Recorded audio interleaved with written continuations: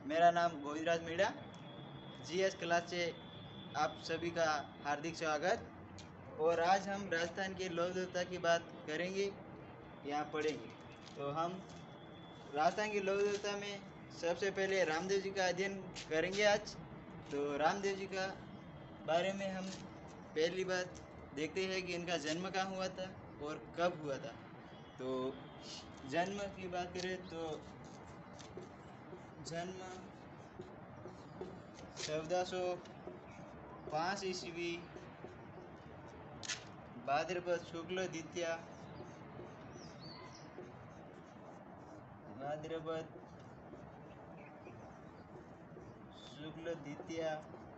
को उड़ू कश्मीर शिव तहसील बाड़मेर में हुआ था। उड़ू कश्मीर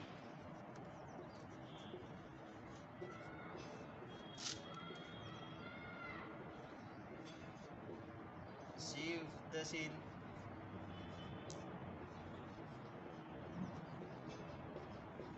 बाड़मेर में हुआ।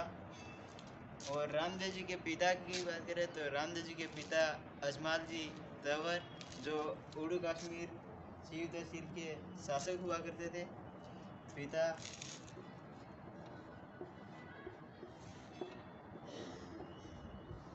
अजमाल जी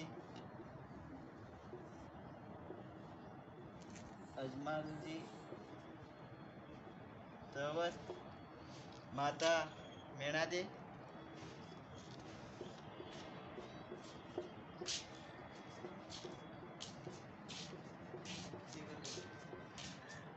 माता मेणादे, पत्नी नियाल दे या नेतल दे, जो अमरकोट पाकिस्तान की दहलेसिया की पुत्री थी।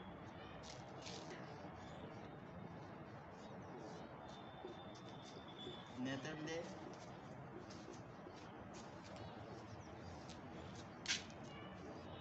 अमरकोट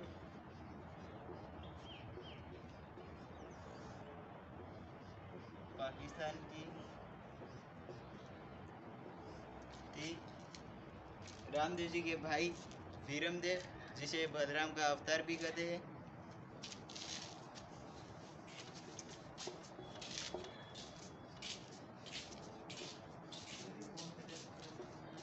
वीरमदेव बलराम का अवतार।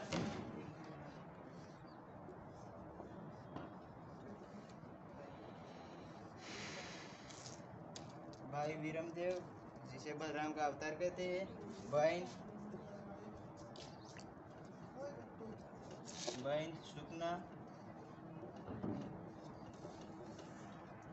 सुकना, धर्मबन डालीबाई,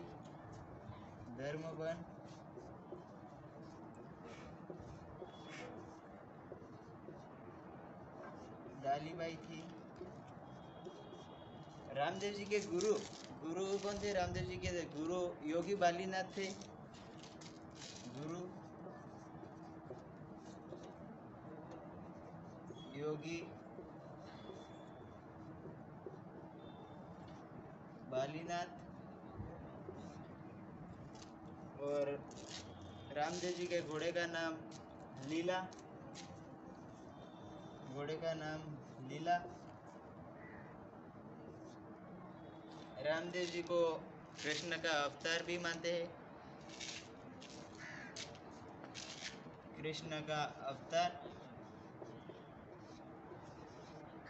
रामदेव जी को मानते हैं और कृष्ण का अवतार मानते हैं। उसके बाद में हम कह सकते हैं कि इन्हें विष्णु का भी अवतार मानते हैं। यूं भी लोग कहते हैं, कृष्ण या विष्णु। और मुसलमान में रामाशा के रूप में पूछते हैं। तो हिंदुओं में रामाशा के रूप में पूछते हैं, जबकि मुसलमान में मोहम्मद के रूप में पूछते हैं। हिंदुओं में रामाशा, जबकि मुसलमान में मोहम्मद के रूप में पूजे जाते हैं।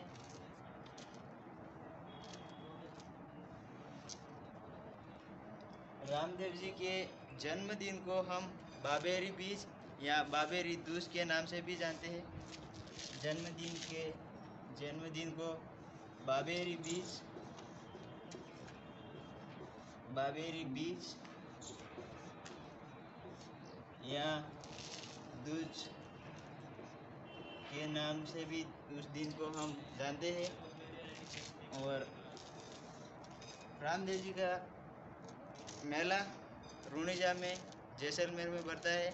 तो किस दिन से कब तक बढ़ता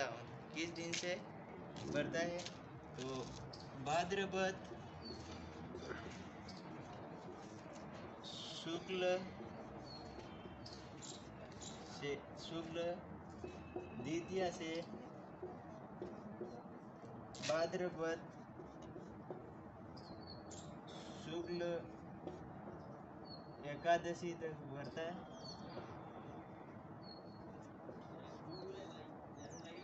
एकादशी तक मेला बढ़ता है और इस मेले की प्रमुख विशेषता है सांप्रदायिक सद्भावना। विशेषता मेले की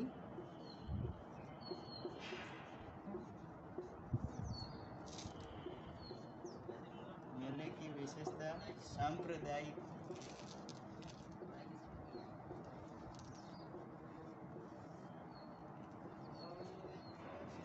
सद्भावना।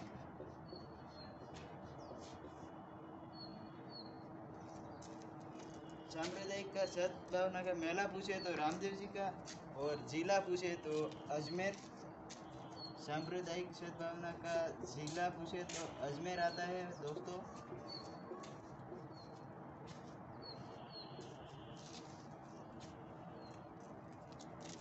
और इनके मंदिर में पुजारी मेघवाल जाति के पुजारी होते हैं जो रिखिया कहलाते हैं।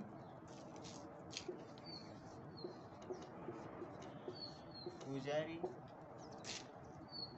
मेघवाल जाति के होते हैं जो रिखिया कहलाए।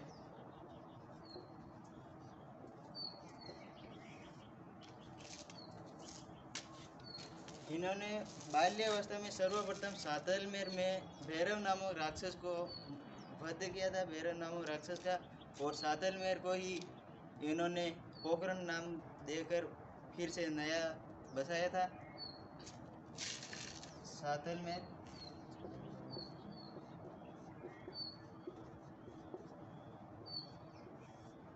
सातलमेर में भैरव नामक राक्षस का वध किया था और पोखरण नाम दिया इनका।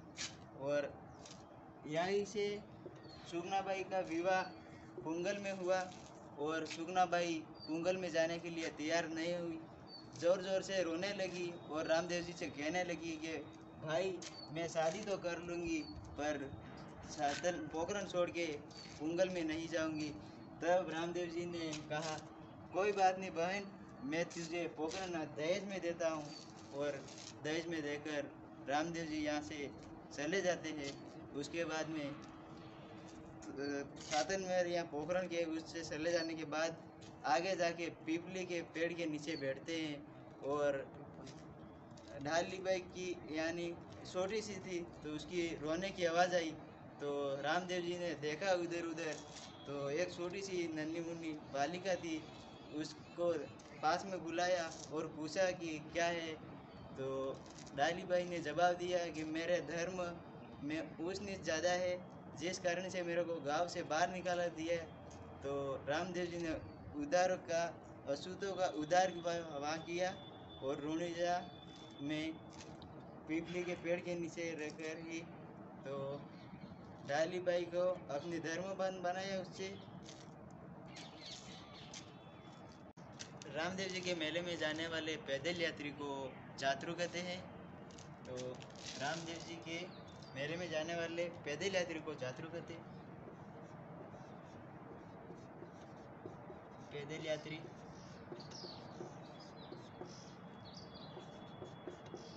जाने वाले को जातरू कहते हैं। पैदल यात्री को तो जातरू कहते हैं। जबकि रामदेव जी के मंदिर में जब रात्रि के समय जागरण किया जाता है जिसे हम जम्मा कहते हैं, रात्रि के समय रात्रि के समय जागरण को जमा कर दें।